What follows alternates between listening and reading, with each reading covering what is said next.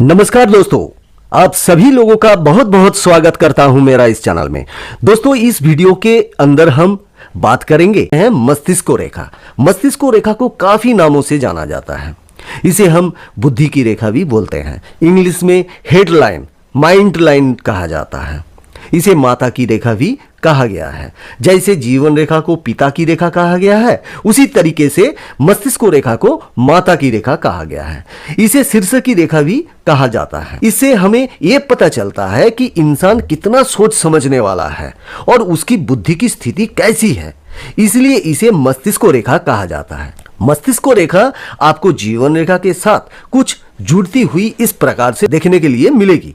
ये ज्यादातर चंद्रमा की तरफ झुकी हुई होती है। थोड़ी सी अलग अलग हाथों में ये अलग अलग प्रकार की होती है। कुछ हाथों में ये आपको सीधी देखने के लिए मिलेगी। अगर ये सीधी देखने के लिए मिल रही है तो भी बहुत अच्छी बात है, लेकिन ये लंबी होनी चाहिए। अगर ये रेखा छोटी है तो ऐसे लोगों का बौद्धिक विकास थोड़ा सा कम होता है। लेकिन ये बात ज्यादातर ट्रू नहीं है, क्योंकि बुद्धि के लिए ईश्वर ने हमें काफी सारे एरिया दिए हैं। इसमें हमें छोटी उंगली दी है। बुध पर्वत हमारी बुद्धि के लिए है। हमारे अंगूठे के जो दोनों पर्व हैं, पहला पर्व और दूसरा पर्व, ये भी हमारी बुद्धि के लिए बताया गया है। तो अगर आपके हाथों में मस्तिष्क रेखा छोटी है तो घबराने की कोई जरूरत नहीं है। लेकिन मस्तिष्क रेखा का लंबा होना काफी अच्छा माना जाता है। अगर आपकी मस्तिष्क रेखा आगे जाकर के दो मुखी हो जाती है, ये तो बहुत ही शुभ स्थिति है। डिपेंड करता है कि आपकी मस्तिष्क रेखा किस प्रकार से दो मुखी हो रही है।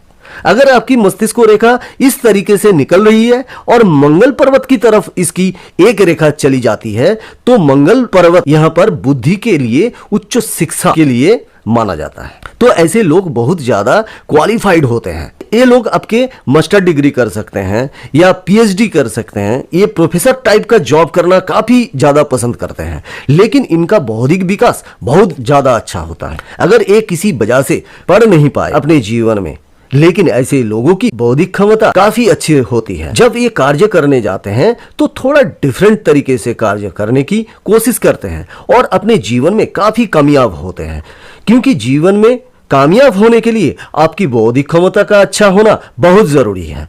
तो मस्तिष्क रेखा हमें इस बारे में बहुत कुछ बताती है।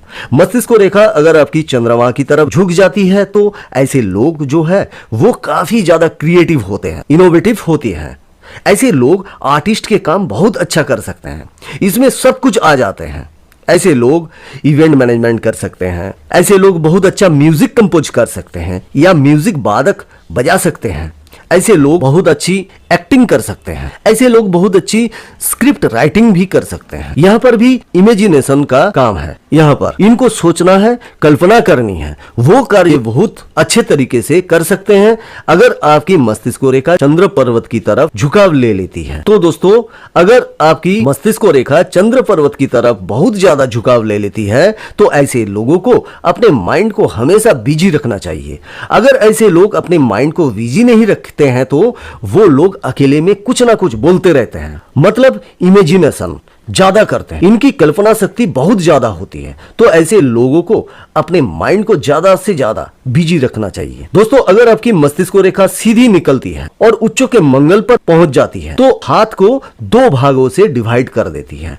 तो इस केस के अंदर मेमोरी पावर बहुत ज्यादा शार्प होती है। उच्च शिक्षा भी ऐसे लोग प्राप्त करते हैं और इन्हें बहुत लंबे समय तक बातें याद रह जाती हैं। तो ये अपने प्रीवियस एक्सपीरियंस से बहुत कुछ सीखते हैं और अपने जीवन में बहुत ज्यादा कामयाब होते हैं, क्योंकि इनकी मेमोरी जो है वो बहुत ही शार्प है और लंबे समय तक रिटर्न कर पाते हैं। क्योंकि मस्तिष्क रेखा बहुत ज्यादा लंबी है दोस्तों, अगर आपकी मस्तिष्क रेखा टुकड़ों में चलती है तो ये थोड़ा सा परेशानी का सबब बन सकती है। ऐसे लोगों को कभी कभी सर दर्द जैसी प्रॉब्लम हो सकती है। कभी कभी ये बातें को थोड़ा भूल भी सकते हैं। ये डिपेंड करेगा इनके डेली रूटीन पर। लेकिन जैसा मैंने बोला कि अगर आपकी कनिष्ठ उंगली अच्छी है, बुध पर्वत अच्छा है और आपके अंगूठे के दोनों पर्व बहुत अच्छे हैं तो उस केस में ये इफेक्ट थोड़ा नेग्लिजिबल हो जाएगा। दोस्तों, कुछ हाथों में मस्तिष्क रेखा इस प्रकार से निकली और उस पर कुछ जंजीरनुमा बन गया। अगर ये जंजीरनुमा रेखा बन रही है तो उस केस के अंदर भी थोड़ा मस्तिष्क को लेकर समस्याएं हो सकती है। और अगर आपके उल्टे हाथ में अगर आपकी मस्तिष्क रेखा अच्छी है तो भी इसका इफेक्ट नहीं होगा।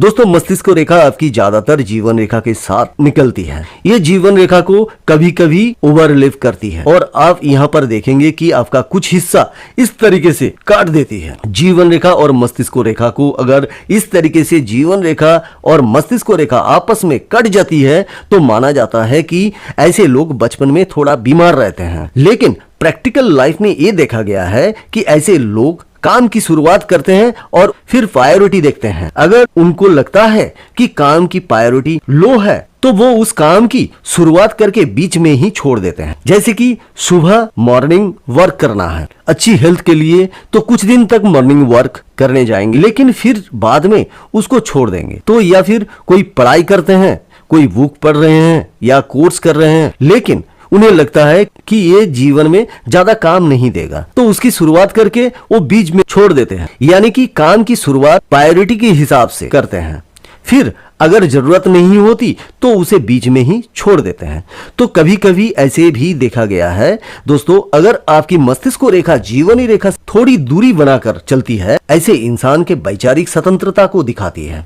ऐसे लोग अपने स्वतंत्र स्वभाव के होते हैं, अपने डिसीजन खुद लेना चाहते हैं, वो किसी पर डिपेंड नहीं रहते हैं और अपना जीवन में मुकाम बनाना चाहते हैं, यानी कि अपनी खुद की पहचान बनाना चाहते हैं, जिसकी वजह से वो बहुत मेहनत करते हैं। और देखा गया है कि ऐसे लोग अपने जीवन में काफी कामयाब होते हैं, लेकिन ये अपनी चाहते हैं, जिसकी वजह से परिवार में दूरियां बढ़ जाती हैं। हस्बैंड वाइफ के रिलेशनशिप में ज्यादातर प्रॉब्लम आती है। लेकिन थोड़े समय के बाद देखा गया है कि अगर कुछ रेखाएं यहां से निकले और जीवन रेखा पे मिल जाए तो फिर इसका इफेक्ट जो है वो कम हो जाती है। दोस्तों, अगर मस्तिष्क रेखा जीवन रेखा से काफी ज्यादा दूर बना के चलती है या काफी ज्यादा दूर निकल रही है तो उस केस में वैचारिक स्वतंत्रता बहुत ज्यादा हो जाएगी। इंसान अपने ऊपर ज्यादा डिपेंड रहता है, दूसरों से सलाह लेना पसंद नहीं करता। सबसे अच्छी बात इन लोगों की मुझे ये लगती है कि जीवन में जब ये लोग कामयाब होते हैं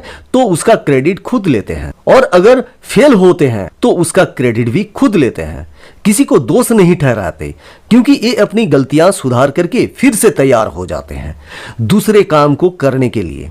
लेकिन ज्यादातर हाथों में जीवन रेखा से जुड़ी हुई मिलती है।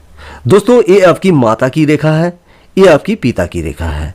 तो जब ये रेखाएं आपस में यहां पर मिलती है तो ऐसे लोग अपने माता पिता के संस्कारों को फॉलो करते हैं। ऐसे लोग काफी संस्कारी होते हैं, इसलिए ऐसे लोग अरेंज मैरिज करते हैं। अगर किसी से प्रेम करते हैं तो उसको भी लव कम अरेंज मैरिज करना चाहते हैं, क्योंकि इनके संस्कार इनके जीवन में बहुत ज्यादा है। दोस्तों, ऐसे लोग धर्म कर्म में हमेशा आस्था रखते हैं, जो इन्होंने अपने माँ बाप से सीखा है, ये उसको आगे बढ़ाना चाहते हैं। और काफी हद तक देखा गया है कि ये लोग अपने जिस भी धर्म में पैदा हुए हैं उस धर्म को फॉलो करते हैं। तो मस्तिष्क रेखा हमारी इंटेलिजेंस को दिखाती है। ये जितनी साफ, सुंदर और अच्छी होगी, ऐसे लोग दिमागी तौर पर बहुत मजबूत होंगे और अपने जीवन में कामयाब तो उम्मीद करता हूं दोस्तों ये वीडियो आपके लिए इंफॉर्मेशन रहा होगा। तो इस वीडियो को लाइक जरूर करें और अभी तक आप लोगों ने मेरा ये चैनल सब्सक्राइब नहीं किया है तो इसे सब्सक्राइब जरूर कर लें।